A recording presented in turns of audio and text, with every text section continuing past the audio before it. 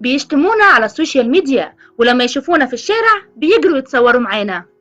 الفنانة صفاء جلال تعلن اعتزالها. انتشرت على مواقع التواصل الاجتماعي الفترة الأخيرة خبر اعتزال الفنانة صفاء جلال. لو عاوزين تعرفوا التفاصيل خليك معانا لآخر الفيديو. من كام يوم صرحت الفنانة صفاء جلال إن فكرة الاعتزال بتراودها أكتر من مرة، وبتقول فكرت في الاعتزال كتير وكذا مرة جالي إحباط واكتئاب.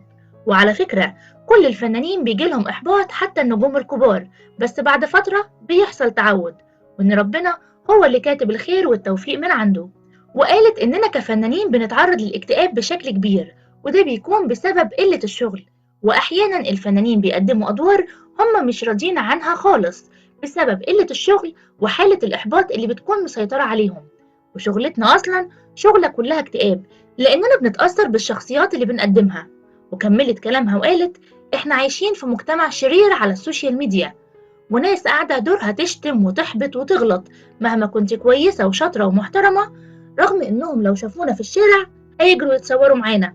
وطبعا لما انتشر خبر اعتزالها على مواقع التواصل الاجتماعي، قررت الفنانة صفاء جلال تخرج عن صمتها وترد عن أنباء اعتزالها اللي انتشرت خلال الساعات اللي فاتت، ونفت تماما الخبر. وقالت: أنا ما اعتزلتش ولا حاجة، ده أنا لسه مخلصة مسلسل جروب العيلة، وكمان داخلة مسلسل جديد في رمضان.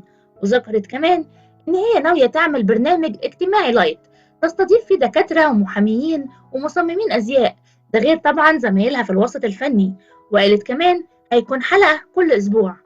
لو كنت وصلت لآخر الفيديو ما تنساش اللايك والفولو عشان يوصلك كل جديد.